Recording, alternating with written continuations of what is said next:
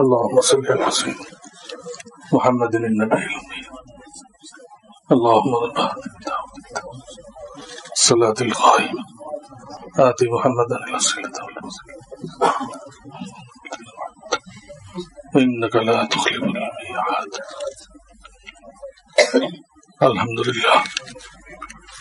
الحمد لله وكفى وسلام على عباده الذين اصطفى. أما بعد فأعوذ بالله من الشيطان الرجيم. بسم الله الرحمن الرحيم. إن الإنسان لا يطغى أن رآه استغنى.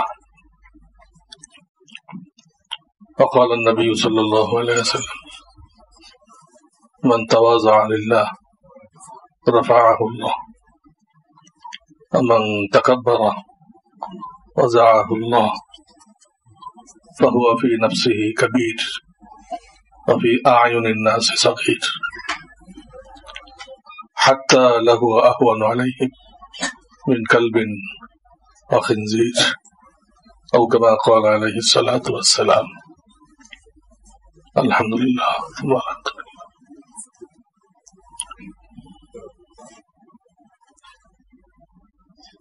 গত মজলিস থেকে বয়ান শুরু হয়েছিল তাকাব্বুর বা কিবর। আরবিতে এই দুই রকম আসে, তাকাব্বুর বলে অথবা কিবর বলে, আর বাংলায় হলো অহংকার। অনেক কিছুর উপর অহংকার হইতে পারে। কারো বিদ্যার অহংকার, আমি মাস্টার্স পাস, প্রথম শ্রেণীর নাগরিক, কি দাও আছে আল্লাহর কাছে, প্রথম শ্রেণীর নাগরিক। এটা কোনো কাজে লাগবে? কবরে, হাসরে, কোথাও কোনো কাজে লাগবে? কত মাস্টার্স পাস সিএনজি চালাইতেছে, তোমার হাকিকাত তো সেখানে জাহির হয়ে গেছে। সিএনজি চালক কি করবে? চুরি ডাকাতি না করে একটা হালাল পেশা অবলম্বন করছে। এই বিদ্যার অহংকার, ইলমের অহংকার তো আরো বেশি, যেহেতু উলামায়ে কেরামকে আল্লাহ রাসূল সাল্লাল্লাহু আলাইহি ওয়াসাল্লাম ওয়ারাসাতুল আমবিয়া বলেছেন। সমস্ত নবীদের ওয়ারিস। কেউ মরে গেলে কিছু রেখে দেয় না, নবীগণ যে চলে গেছেন তাদের রেখে যাওয়া সম্পদটা আলেমরা পাইছে, আর কেউ পায়নি। এটা দিয়ে শয়তান ধোঁকা দেয়। দুনিয়ায় হাজার রকম লোক আছে, তারাও দিনের কাজ করতেছে, কিন্তু তাদেরকে তো আল্লাহ রাসূল ওয়ারিস বলেন নাই, নায়েবে রাসূল বলেন নাই, তোমাকে বলছে। তোমার সমান কে আছে? এটা হলো শয়তানের ধোঁকা। কিন্তু শয়তান কোরআনে কি বলা হয়েছে ওটা চিন্তা করতে দেয় না। এই সমস্ত অহংকারী আলেমকে কোরআনে 28 পারার মধ্যে কিতাবের বোঝা বহনকারী গাধার সাথে আল্লাহ তুলনা করছেন। কিতাবের বোঝা বহনকারী গাধা আর অহংকারী আলেম এক সমান। কিতাব বই লয়ে দিতে বহুত, কিন্তু এই গাধা, মিস্টার গাধা, ওই কিতাবে কি লেখা একটা লাইনও জানে না। এই আলেমের সেই অবস্থা। এত কোরআন কিতাব পড়ে আসলো, কিন্তু সেই কোরআন কিতাবে কি আছে? শেখা তো আছে তাকাব্বুর ছাড়ো, অহংকার ছাড়ো। অহংকার তো কোন মাখলুকের জন্য, কোন মানুষের জন্য সাজে না, একমাত্র আল্লাহর জন্য সাজে। আল্লাহুস সামাদ, যিনি কারোর দিকে মুখাপেক্ষী নন, সকলে তার দিকে মুখাপেক্ষী, তার সাজে। এবং তিনি বলে রেখেছেন যে অহংকার আমার চাদর। কোন মানুষ যদি আমার এই চাদর লয়ে টানাটানি করে, টানাটানি করা মানে কি? তাকাব্বুর করা, অহংকার করা, এটাকে টানাটানি বলা হয়েছে। কেউ যদি আমার চাদর লয়ে টানাটানি করে তো আমি তাকে দোদকে নিক্ষেপ করবো, চরম অপমানিত করে ছাড়বো আমি তাকে। এর মধ্যে দেখতে হবে কোরআনে কি বলা হয়েছে, কিতাবের বোঝা বহনকারী গাধা, আর হাদিসে বলা হয়েছে এটা আল্লাহ চাদর, আল্লাহর সাথে খাস, এটাকে নিজে অহংকার করবে, সে আল্লাহ চাদরটা টানতেছে, এটা এই চাদরটা আমার, আল্লাহর বৈশিষ্ট্য, তোমার তো না। কেউ কোটিপতি লক্ষপতি, তারা মাল দৌলতের উপরে তো অহংকার করে, মাল দৌলত আজ আছে কাল নেই, ডাকাতি হয়ে যায়, চুরি হয়ে যায়, হ্যাঁ, দোকানে আগুন লেগে যায়, ব্যবসায় লস হয়ে যায়, একসাথে দেয়া যায়, কয়েক কোটি চলে গেছে। গতকাল আমির, আজকে ফকির, গতকাল আমির ছিল, আজকে ফকির। এটার বড়াই করা যায়? কতক্ষণ আছে আছে আমার কাছে, এরই গ্যারান্টি নেই। আর এটা কি আমি জমা করছি না আল্লাহ দিছে? আমাদের সৃষ্টির আগে আল্লাহ তাকদীর লিখে রাখছেন, তাকদীর, সেখানে লেখা আছে কে কতটুকু রিজিক পাবে। হালাল পথে থাকলেও ওইটুক পাবে, যদি অধৈর্য হয়ে হারাম পথে যায় তাও ওইটুক পাবে, কোনো লাভ নেই, বাড়াইতে পারবে না, মাঝখান থেকে হারাম খেল। এই জন্য ধন সম্পদের অহংকার বান্দার সাজে না। কতক্ষণ তোমার কাছে থাকবে? কত কোটিপতি ছিল যাদের ছেলে পেলে এখন রিক্সায় চড়ার পয়সা পাইতেছে না, সে হয়তো ঠিকঠাক মতো জাকাত দেয় নাই, মাল চলে গেছে।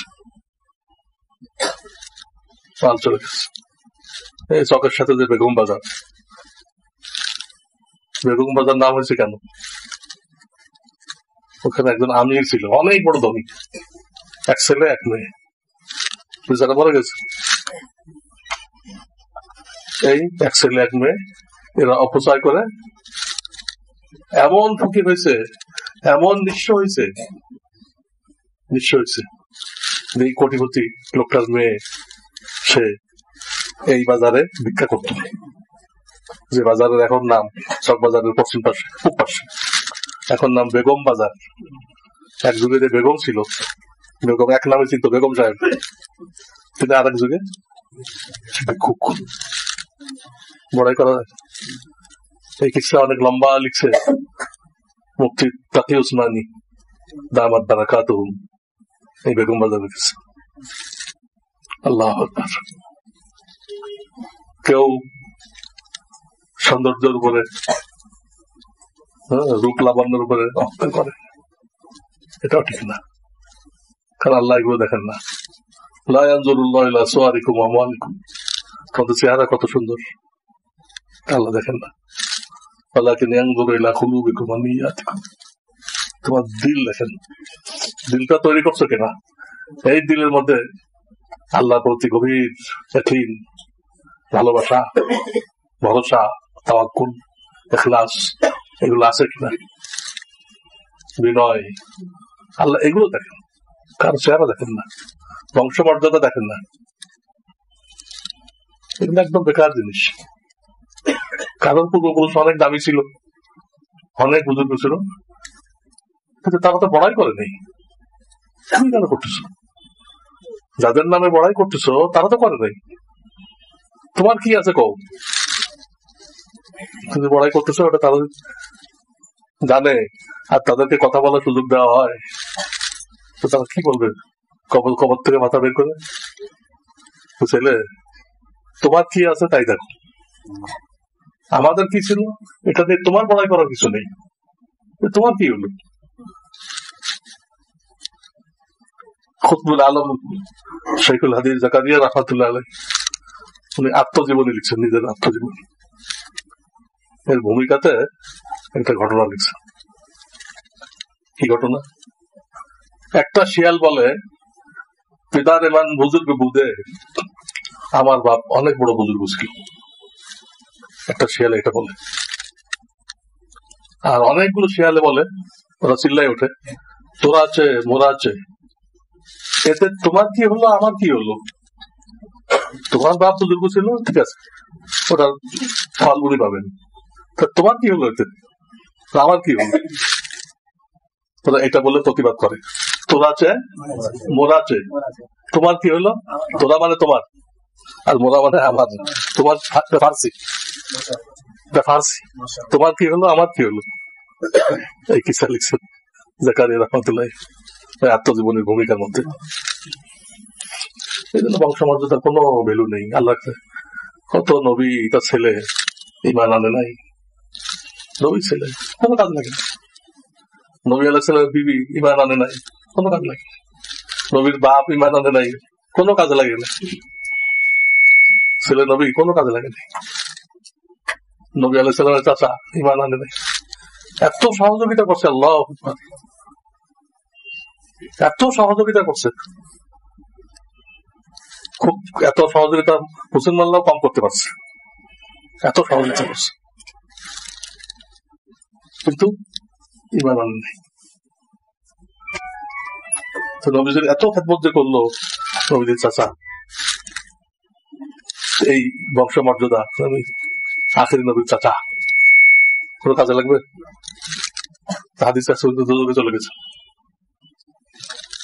তাকাব্বুরের যত কিছু আছে, অহংকারের সবগুলো বিরিতা, অনর্থক, শয়তানের দোকান, শয়তানের দোকান। ইন্নাল ইনসানা লায়াতগা। আল্লাহ প্রথম দিন যে 5টা আয়াত নাযিল হলো গারে হেরাতে, ওর পরে এই আয়াতটা, মানুষ অহংকারী, অহংকারী। কথা কথায় বলেন না, এই বেটা চিনাস, বেটা চিনাস। আলী রাদিয়াল্লাহু আনহু এক যুবক এই কথা বলছিল, সে পাজামা পড়ছে মাটি পর্যন্ত। আলী রাদিয়াল্লাহু তাআলা তাকে নসিহত করলেন, এইভাবে পড়বে না, তো অহংকার। নবীজি বলছেন যে নাকি জামা পাজামা জুব্বা ইত্যাদি টাকনুর নিচে দিয়ে পড়ে, এটা প্রমাণ যার দিলের মধ্যে কি আছে। অধিকাংশ লোক এই হাদিসটা বোঝে নেই। তারা কি ব্যাখ্যা করছে, যে অহংকার দেখানোর জন্য যদি করে তাহলে এটা নিষেধ করছে, অহংকার দেখাইতে চায় তাই ওরকম করছে, সেটা মানা করছে। আমি তো অহংকার দেখাইতে চাই না, আমি এমনি করছি, এটা অর্থ না। অর্থ হলো অহংকার থাকলে এইভাবে বলে, অহংকার থাকলে তো প্রকাশ পাবে, এটা যে কোনো ভাবে প্রকাশ পাবে। আগুন যেরকম বাঁধে রাখা যায় না, এই অন্তরের রোগগুলো বাঁধে রাখা যায় না, তার কথার দ্বারা কাজের দ্বারা হ্যাঁ প্রকাশ পেয়ে যায়। কিসের বংশমর্যাদা? যদি বলে আমাদের চিনস, আলী রাদিয়াল্লাহু তাআলা জবাব দিয়েছিলেন, হ্যাঁ তো চিনি তো আমি। আউয়ালুকা নুতফা ওয়া আখিরুকা আদিরা ওয়া তাহমিলু ফীমা বাইনা যালিকা কাদিরা।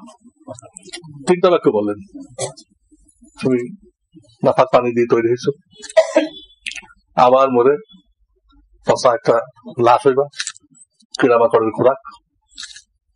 খবর যদি না দেওয়া হইতো তাহলে আর ওই এলাকায় কোনো মানুষ থাকতে পারত না।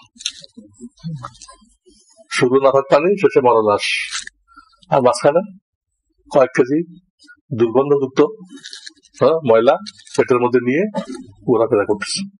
আল্লাহ যদি কভার লাগাই না দিত, তুমি ঘরেতে বেরোতে পারতে না। আলী বলে তোমাকে আমি চিনি তো, তোমার বলছো আমি দিয়েছি না পাক পান, পেশাবের রাস্তা দিয়ে আসছো, মায়ের পেশাবের রাস্তা দিয়ে ঢুকছো, আবার সেখান থেকে বেরোইছো, মায়ের পেটের নাপাক খাইছো, হাইজের রক্ত খায় বড় হয়েছো, নাপাক পানি দিয়ে তৈরি হয়েছো, আর নাপাক রক্ত খায় বড় হয়েছো। এই তো বংশ পরিচয় তো এটা, বাইরে আর কি আছে। হ্যাঁ, এই জন্য আমি এটার সংজ্ঞা বলছিলাম গত শনিবারে। অনেক হক কথা মানতে পারে না, মানলে তার স্বার্থের ক্ষতি হয়, স্বার্থের আঘাত আসে, তার ব্যবসা যেভাবে চালাইতে চলে না ওইভাবে, শরীয়তে জায়েজ নেই। যারা ইসলামী ব্যাংকে অ্যাকাউন্ট খুলছে বলে ভাই এটা তো জায়েজ নেই, কিসের ইসলাম? নামধারী ইসলাম, আপনি ওই লোকটাকে মানাইতে পারবেন না। কত বড় বড় আলেম আছে, শরিয়া বোর্ড আছে,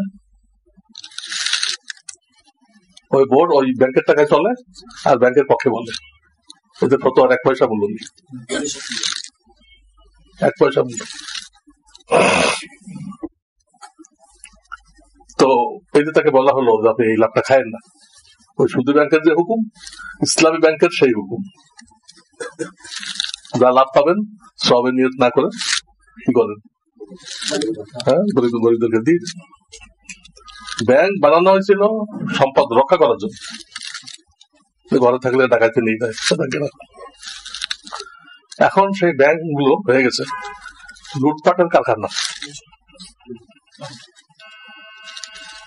দেশের লোকেরা জমা করে ওখানে, আর কিছু দরবেশ বাবা আছে, এরা সব বিদেশে বেগম পাড়া তৈরি করে।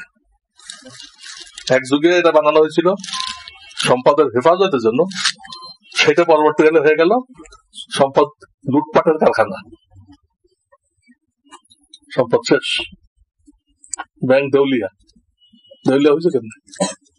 ম্যানেজাররা মিলেই তো টাকাটা সরাইছে, সরাই দেউলিয়া ঘোষণা করছে। দেউলিয়া ঘোষণা করলে সব মাফ হয়ে যায়, আর দেওয়া লাগে।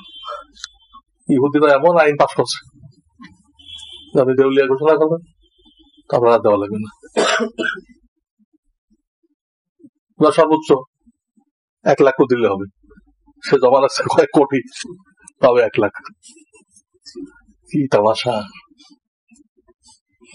তবে বুঝাইতেছিলাম যে এই মশলাটা কিছু লোকের স্বার্থের খেলাফ, বিরুদ্ধে, তাদের আমাদের কত আছে মানতে রাজি না। এই কত মানি, তাহলে তোমার এই লাভটা নেওয়া চলবে না, তাহলে কি হবে? আমি শেয়ার বাজারের বিরুদ্ধে অনেক বয়ান করছি জুমার দিন, কয়েক বছর আগে। কিছু লোক ফিরে আসছে, অনেকে ফিরে আসেনি। তাদের কথা হলো শেয়ার বাজার কি জিনিস, তো হুজুর কেমনে বুঝবে? তো হুজুরের সাবজেক্ট না এটা, এগুলো তাদের দলিল। তারা ফিরে আসেনি, পরে শেয়ার বাজার থেকে সব টাকা তারা লুট হয়ে গেছে। হঠাৎ করে তাদের কোটি কোটি টাকা গায়েব হয়ে গেছে। তখন হার্ট ফেল করে কেউ মারা গেছে, কেউ প্যারালাইসিস হয়ে গেছে। হয়ে বলতে আরে হুজুর তো ঠিকই করেছিল, আমরা মানি নেই। হুজুর ঠিক করেছিল, আমরা মানি নেই। হ্যাঁ, এক লোক দুঃখ করে করেছিল, সাপ তুই তো সোজা হলি, তুই তো মরে তারপরে হইলি, সোজা হইলি। তা আমার কথা যে ঠিক, এটা স্বীকার করছে, কিন্তু প্যারালাইসিস হওয়ার পরে বললাম দেখেন না এখানে গর্ত আছে। না না আমার জানা আছে, গর্তের মধ্যে পড়ে আরে হুজুর তো ঠিক আছে। তো পারলাম না কেন? হুজুরদেরকে এত অবমূল্যায়ন কেন করো? তোমরা তো সামান্য দুনিয়ার কিছু জানো। একজন কম্পিউটার বিশেষজ্ঞ, অমুক বিশেষজ্ঞ, আল্লাহ তাআলা তো উলামায়ে কেরামকে দুনিয়া, আখিরাত, বারজাখ সবটার ব্যাপারে এলেম দান করছে। তুমি তো একটা কিছু নিয়ে আছো, কম্পিউটার। এটা জান্নাত তো কোনো আল্লাহর কাছে কোনো ফজিলত নেই।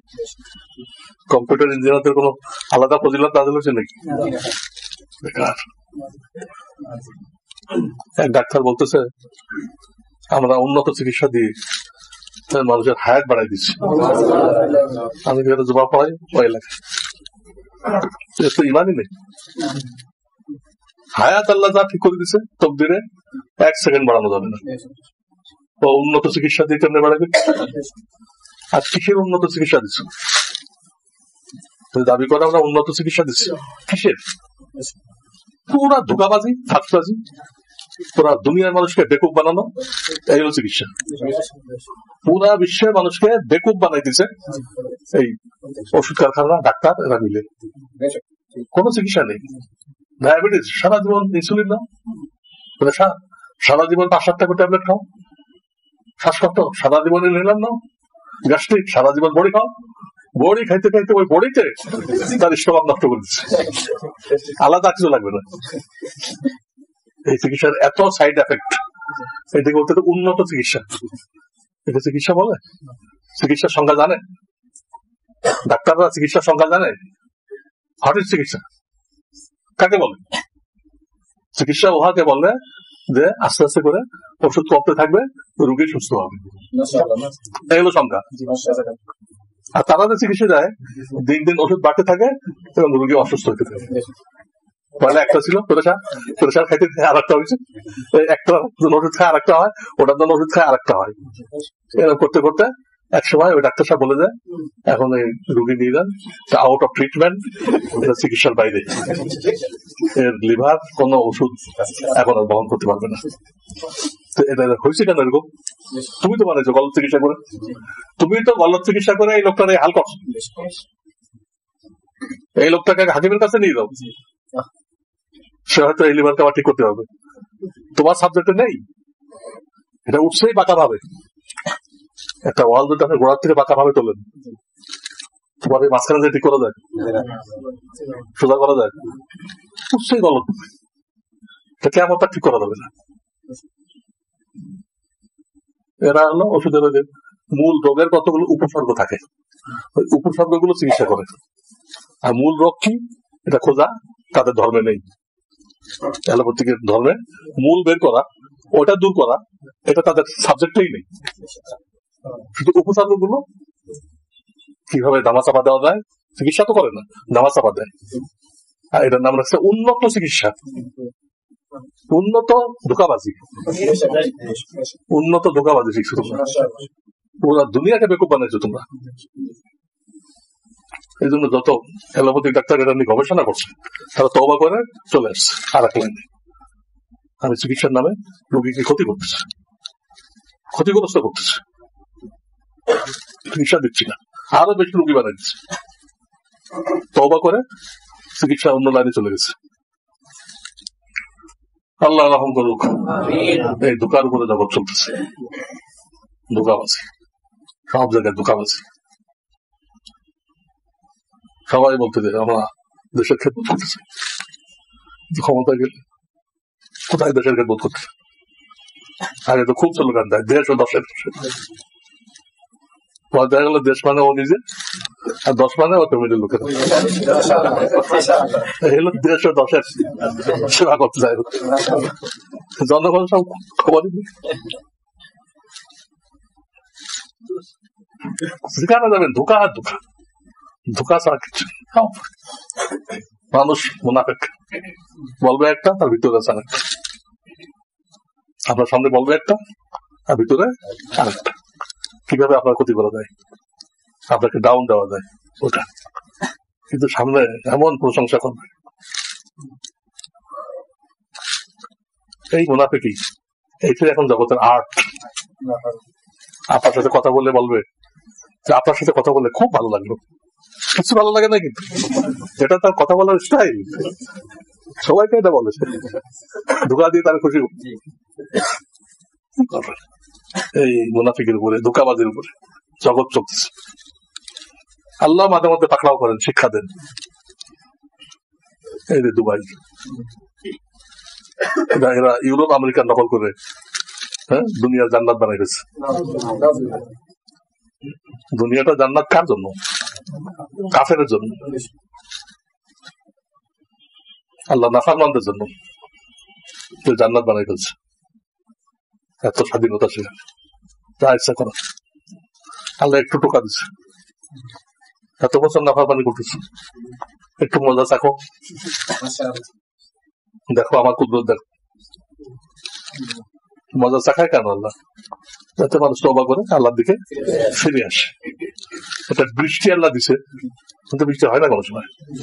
এরকম বৃষ্টি দিছে, মেইন সড়ক যেগুলো সেখানে বুক পানি, বুক পানি। এলো দুবাই, সব আসল, সমস্ত সায়েন্স, সমস্ত টেকনোলজি সব ফেল। কোন সায়েন্স নেই যে সায়েন্স দিয়ে পানিটা সরাই ফেলবে। আল্লাহ এইভাবে করে। কত শহর আল্লাহ গায়েব করে দিচ্ছে। একটা শহর পাপে লিপ্ত হয়ে গেছিল শহরবাসী। আল্লাহ শহরের মাঝখান দিয়ে একটা ফাটল সৃষ্টি করে দিচ্ছে, গভীর ফাটল, এরকম রাস্তার মাঝখান দিয়ে পেরে এরকম বিশাল চড়া হয়ে গেছে। সব বিল্ডিং বুল্ডিং ওই ফাটলের মধ্যে এসে উদা হয়ে গেছে। পরে ফাটলটি মেলে গেছে। যেখানে কালকে লোকজনের ভর্তি ছিল, লোকজনের কোলাহল, আজকে সেটা মরুভূমি। তো বিশ্বাসই করতে পারবে না, এখানে কোনো শহর ছিল, পুরো শহরটা মাটির মধ্যে চলে গেছে। এই জামানার চেষ্টা করছে, আগের ওই কমে আজ সামুদ্রিক কথা না, এই জামানার কিছু। আল্লাহ কোন দিক দিয়ে কিভাবে পাকড়াও করবে। অহংকার সাজে না, একটু খানা দেরি হলে শরীর কাঁপতে থাকে, কি অহংকার করবে। একটু পিপাসা হলে আর টিকতে পারে না, একটু গরম পড়ছে সব অস্থির অস্থির। বালাকাতিল কুলুবুল হানাজির, রুটা গলার কাছে চলে আসছে, কন্যা বেরোয় যায়। বালাকাতিল কুলুবুল হানাজির, একটু বড় বাড়াই দিয়েছে আল্লাহ, ধৈর্যের বাইরে মানুষ পড়ে গেছে। কিসের তাকাবুর? তাকাবুর খাটায় সৌন্দর্য দেখাইতেছ। একটা পানি বসন্ত যদি হয়, কিসের সৌন্দর্য? তোমার চেহারা দেখতে মানুষ ভয় পাবে, মানুষ না কোনো ভূত। এক মাস যদি বিছানায় পড়ে থাকো, হাসপাতালে পড়ে থাকো, তোমার সৌন্দর্য কোথায় যাবে? সৌন্দর্য কোথায় যাবে? থাকবে? একবার যদি বেরোন স্ট্রোক হয়, কোথায় গাল বেঁকা হয়ে যায়, গাল বেঁকা হয়ে যায়, এক সাইড প্যারালাইসিস হয়ে যায়, কোথায় গেল সৌন্দর্য? মানুষ সামনে দেখে না, নগদটা দেখে। নগদ দেখা তো মহিলাদের কাজ, আর ভবিষ্যৎ দেখা পুরুষদের কাজ। এই জন্য মহিলাদেরকে তালাকের ক্ষমতা দেওয়া হয়নি, যেহেতু ওরা নগদটা দেখে, ভবিষ্যতে কি হবে দেখে না। ওদেরকে তালাকের ক্ষমতা দিলে কোন সংসারে টিকত না। স্বামীর সব কাজ তো পছন্দ হবে না, স্ত্রীর সব কাজ স্বামীর পছন্দ হবে না, আর স্বামীর সব কাজ স্ত্রীর পছন্দ হবে না। পছন্দ না হলেই আপনি এক যুগ পর্যন্ত তার প্রত্যেকটা দাবি পূরণ করে আসছেন, আজকে পারেন নাই। দাবি জানাচ্ছিল এই লাগবে আমার, অত টাকা আপনার নেই, পারেন নাই। বুখারী শরীফের হাদিসের মধ্যে আসছে, সে সাপ বলে দেবে যদি দিনদার না হয়, থাকে খালি সাদা চামড়া দেখে নিয়ে আসছেন, সাদা চামড়া সাপ বলে দিবে। কি বলে দিবে? মা রাআইতু মিনকা খায়রান কত্তু, তোমার থেকে কখনো কোনো ভালো জিনিস আমি পাইলাম না, কখনো। কেমনে এই শব্দটা ব্যবহার করলো? হ্যাঁ, এক যুগ সে ভালো পাইছে, এই সন্তানাদি হয়েছে, স্বামীর ভালো ব্যবহারের কারণে তো হচ্ছে। সে কখনো এই কথাটা কেমনে বল? মা রাআইতু মিনকা খায়রান কত্তু, মা রাআইতু আমি দেখি নাই, মিনকা তোমার থেকে, খায়রান ভালো জিনিস, কত্তু কখনো, কত্তু মানে কি? কখনো তোমার থেকে। সে বিয়ের পর থেকে 12 বছর পর্যন্ত খালি যন্ত্রণায় ভোগ করছে, ভালো কিছু পাইনি। কি করলেন এতদিন পর্যন্ত? আপনি লাখ লাখ টাকা তার জন্য ব্যয় করলেন, হজে নিয়ে গেলেন, ওমরায় নিয়ে গেলেন, এক কথা সব পাটি করে দিলেন।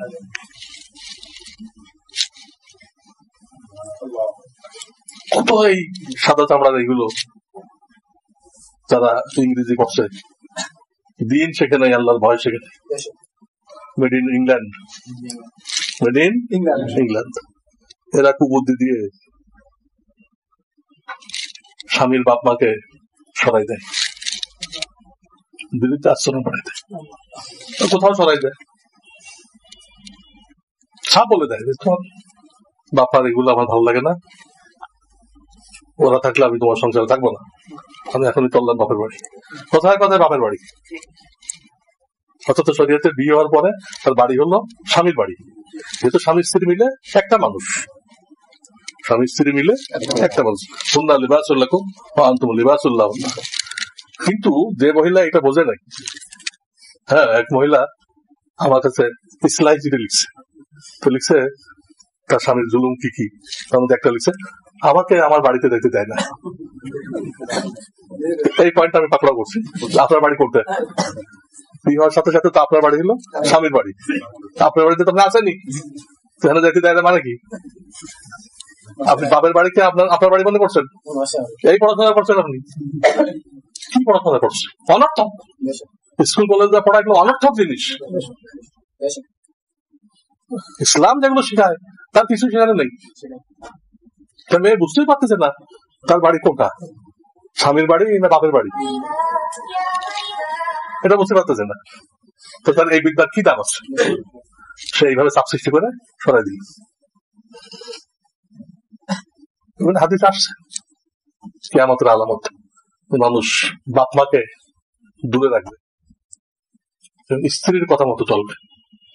আতা রাজুল ইমরাতাহু ওয়া আক্কা আবাহু ওয়া আক্কা উম্মাহু ওয়া আদনা সাদিকাহু ওয়া আকসা আবাহু, বাপ মাকে দূরে রাখবে। কিন্তু সে বুঝতেছে না, আমি দেখো বুদ্ধি দিয়ে চাপ সৃষ্টি করে তার বাপ মাকে পাঠিয়ে দিলাম বৃদ্ধাশ্রমে। এই বাপ মার বদদোয়া কি লাগবে না? হ্যাঁ, লাগবে না? তখন কি হবে? কিছু গুনাহ আল্লাহ তাআলা সময় দেয় না, খুব তাড়াতাড়ি পাকড়াও করে, আর কিছু গুনাহ সময় দেয়। তো বাপ মাকে কষ্ট দেওয়া এমন একটা গুনাহ, এটা আল্লাহ সময় দেয় না। কাজেই আপনি শান্তিতে থাকার জন্য, আরামে থাকার জন্য শ্বশুর শাশুড়িকে সরাই দিলেন, এরপর তাদের বদদোয়ায় আপনার স্বামী যখন ব্রেন স্ট্রোক করবেন, প্যারালাইসিস হয়ে যাবে, তখন কি করবেন? তখন তো স্বামীর খেদমত করতে রাজি হবে না, বলে এরকম স্বামী আমার দরকার নেই, যে বাথরুমে একা যেতে পারে না, আমার কান্দে গুলো যেতে হয়। তখন কি করবেন? শ্বশুর শাশুড়ি সরাই দিয়ে আনন্দ করতে গেছিল, স্বামী যখন পঙ্গু হয়ে গেল, গজব নাজল হয়েছে, তখন কি করবেন? সব গেল, খসিরাত দুনিয়া ওয়াল আখিরাহ। তাকাব্বুর এমন জিনিস, এটাতে করবে তাকাব্বারা ওয়াজাহুল্লাহ, আল্লাহ তাকে নিচে নামাই দিবেন মানুষের নজরে। তার প্রতিশোধ হাদিসে দুটা জান্নাত বলা হয়েছে, কুকুর আর শুকুর। কুকুর আর শুকুরকে সম্মানের চোখে দেখে, ওকে এরকম মনে করবে কুকুর শুকুর। হাত্তা লাহু আহওয়ানু আলাইহি মিন কালবিন ওয়া খানজির। আর যেন এদিকে মিটাইতে পারে। আল্লাহ অনেক ইবাদত বন্দী করে, কিন্তু এগুলো কবুল হয়েছে কিনা তার গ্যারান্টি কি? হ্যাঁ, ইবাদত বন্দীর উপরে কেউ বড়াই করবে, তাহলে এটা কবুল হয়েছে কিনা? হাদিস আছে কত অনেক লোকের নামাজ তার মুখে মারা হয়, এটা তুই এই নামাজটাকে বরবাদ করছিস, আল্লাহ পর্যন্ত যাবে না, তোর মুখে মারা হলো। আমারটা কি কবুল হয়েছে না মুখে মারা হয়েছে? কিসের বড়াই? এই জন্য হাদিসে বলা হয়েছে আল বাদি বিসালাম বারিউম মিনাল কিবর, যে আগে আগে সালাম দিতে পারে এই অভ্যাস করতে পারে, আল্লাহ তাকে অহংকার থেকে মুক্ত করে দিবেন। ছোট বড় সবাইকে আগে সালাম দেয়, কারো সালামের অপেক্ষায় থাকে না। অহংকারী লোক যায়, সে অন্যের সালামের অপেক্ষায় থাকে, অন্য যদি সালাম না দেয় খুব তার মেজাজ খারাপ হয়ে যায়। আমি তো সম্মানী মানুষ, সেটা খেয়াল করবে না? সম্মানটা আগে তো বোঝা যাবে কেমনে? ইমান নিয়ে যদি কবরে যেতে পারো তখন বোঝা যাবে তুমি একজন সম্মানী লোক। ইমান নিয়ে কবরে যেতে পারলে তখন বোঝা যাবে, এখন তো বোঝার কোনো উপায় নেই। কারণ বুখারী শরীফের হাদিস আছে, অনেক লোক নেক কাজ করতে করতে এত জান্নাতের নিকটবর্তী হয়ে গেছে, এক হাত বাকি, হঠাৎ সে উল্টা কাজ করে, জাহান্নামে চলে যায়। এত নেক কাজ করছে, জান্নাত এক হাত বাকি, ওখান থেকে একটা অহংকার টহংকার কিছু করছে, ওটা দিক চলে গেছে। আমার জীবনে কি হবে কে জানে। আবার অনেক লোক জাহান্নামের কাছাকাছি চলে গেছে, আল্লাহ রহম হয়েছে, হঠাৎ তার দিকের মোড় ঘুরে গেছে, জান্নাতের হতে ফিরে আসছে। কিন্তু শেষ মুহূর্তে কার কোন দিক যাবে এটা তো বলার কোনো কায়দা নেই। তবে আগের থেকে নিজের ব্যাপারে ফয়সালা করা, আমি একজন সম্মানী মানুষ, সবাই আমাকে সালাম দিবে, তা আহাম্মকি। কিন্তু সালাম আমরা আগে দেওয়ার অভ্যাস করি। বাজার করে কুলি তালাশ না করে ব্যাগটা নিজে হাতে করে নিয়ে আসি, কুলির পয়সাটা দান করে দিই। আমাকে হাতে করে আনতে পারেন না, মনে করে এতে তো আমার মান সম্মান থাকবে না। আমার এক সাথে ছিল লালবাগে, আমার সাথে এক ক্লাসে পড়তো, চশমা ভেঙে গেছে, চশমা। তা এখন সে নাস্তা করার জন্য সেই জামানায় মাসা থেকে নাস্তা দিত না, সব মাদ্রাসায় নাস্তা চালু হয়ে গেছে, ওই জামায় আমাদের সময় ছিল না, ওটা দোকান থেকে কিনে আনতে হতো। এখন সে দিতে পারতেছে না, চশমা ভেঙে গেছে, এখন সে যেতে পারতেছে না। তুমি সব দিন চশমা পরে যাই, চশমা ছাড়া গেলে দোকানদার কি বলবে, সেটা দিতে পারতেছে না। অনেক সাথীদের অনুনয় বিনয় করতে ভাই, তুমি তো দেখিস আমার জন্য দুটো রুটি নিয়ে আসবে, কেউ রাজি হয় না, তোমারটা তুমি আখের মানে শেষ ফল সেদিন নাস্তা না খাই রয়েছে। কি এটা তাকাবুর না, কত বড় অহংকারের ডিব্বা, চিন্তা করে অহংকারের ডিব্বা এই শয়তান এইভাবে তাই বসে। কাজেই এরকম কষ্ট হবে, কিন্তু আগে সালাম দিতে হবে, সালামের কোনো অপেক্ষা নেই। এবং কেউ সালাম দিলে শোনায় জবাব দিতে হবে, শোনায়।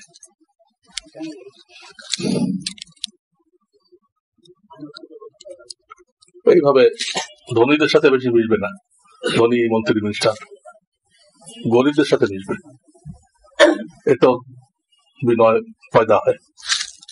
নবীজি বলছেন যারা উট পালে তাদের মধ্যে অহংকার পয়দা হয়, আর যারা বকরি পালে এদের মধ্যে বিনয় পয়দা হয়।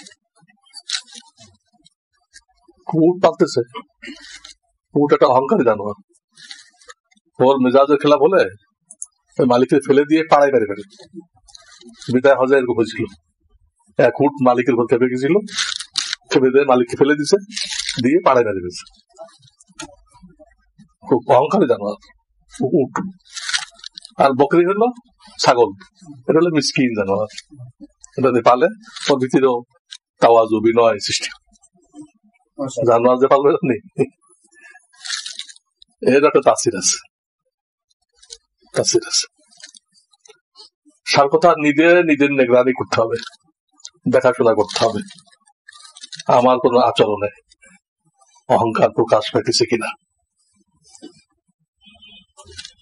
নিজের দেখাশোনা করতে হবে।